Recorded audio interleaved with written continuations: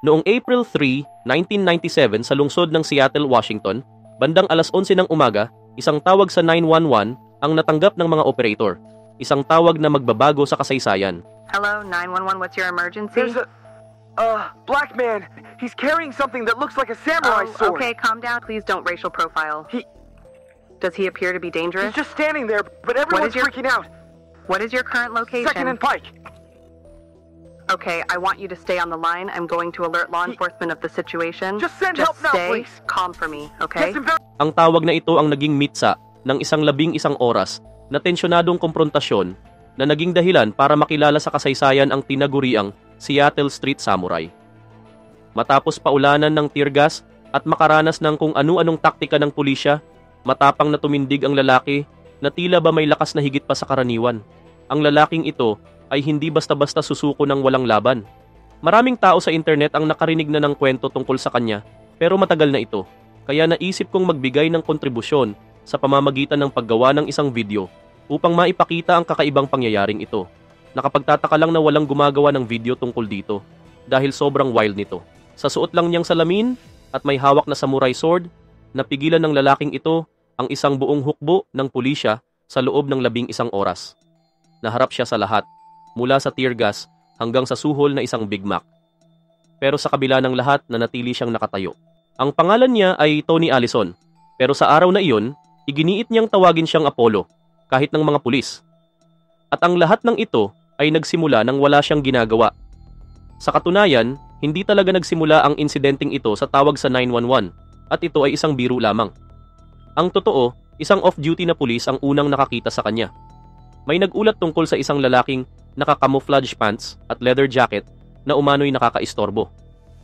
Dahil dito, sinundan siya ng nasabing pulis mula sa Pike Place Market hanggang sa kanto ng 2nd at Pike. Sa puntong ito, napansin ni Apollo na sinusundan siya, kaya agad niyang hinanda ang kanyang espada sa isang defensive stance. Naunawaan naman ito bilang normal na reaksyon sa isang sitwasyong maaaring banta sa kanyang kaligtasan. Ngunit, sapat na ito para sa off-duty na pulis upang tawagin ang kanyang mga kasamahan. At doon sila nanatili sa parehong lokasyon sa loob ng 11 oras. Isinara ang mga tindahan, inilikas ang mga tao, isinara ang mga kalsada, at nagdulot ng matinding trapiko. Kung nagtataka kayo kung talaga bang marunong siyang gumamit ng espada, tiniyak ng balita na makahanap ng isang eksperto upang kumpirmahin ang kinatatakutan ng mga autoridad. Yeah, he knows how to use the sword. Nang dumating ang pulisya, una nilang sinubukang suyuin si Apollo na isuko ang kanyang espada kapalit ng $50. Isang tingin lang sa kanya at alam mo na kung paano siya tumugon. Naghandang muli sa isang defensive stance. Sa loob ng buong 11 oras na standoff, halos hindi siya nagsalita. Sinabi lang niyang mayroon siyang mga kapatid sa Russia at China at kinorek ang mga pulis na hindi tumatawag sa kanya bilang Apollo.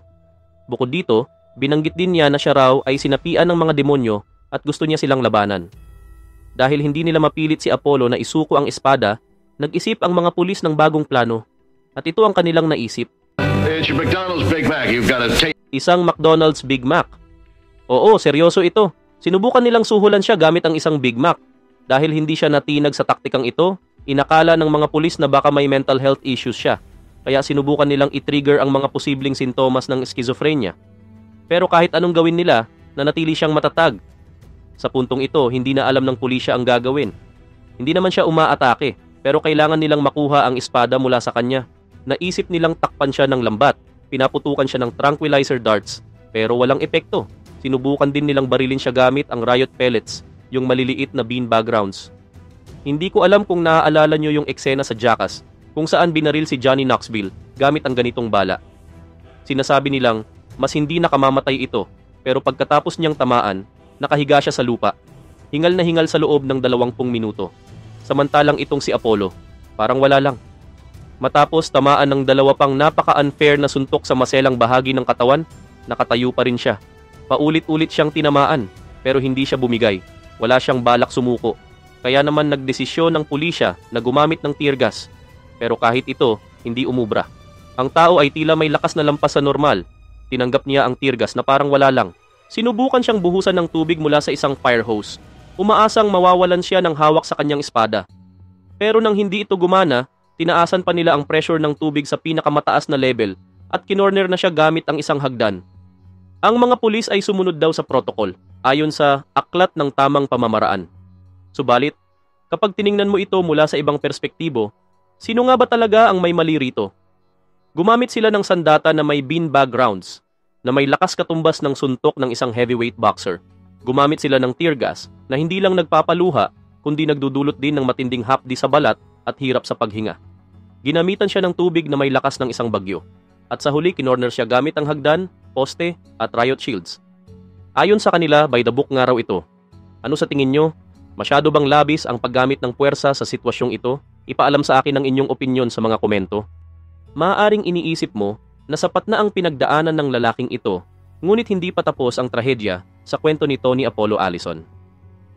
Lumabas na isang taon bago ang insidente, si Tony Apollo Allison ay pinalaya mula sa Western State Hospital matapos tapusin ng isang 10 taong sentensiya mula sa isang kaso kung saan siya ay nagpahayag ng not guilty due to insanity, isang kaso ng second-degree assault with intent to run.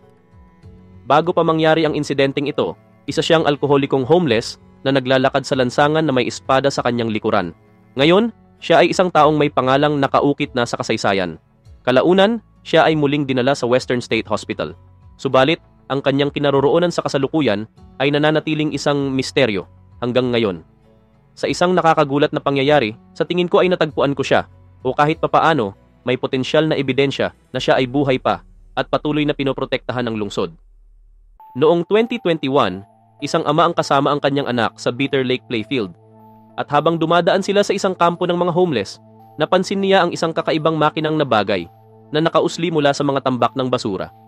Ang lokasyon ng parke ay 50 metro lamang ang layo mula sa Western State Hospital o halos 8.2 meters mula sa mismong lugar kung saan nagsimula ang buong kwentong ito. Dahil ang istorya ni Apollo ay luma na at kakaunti lamang ang malalim na pagsasaliksik ng mga balita tungkol sa kanya, kinailangan kong umasa ng labis sa 2 blog posts bilang mga sources at iba pa.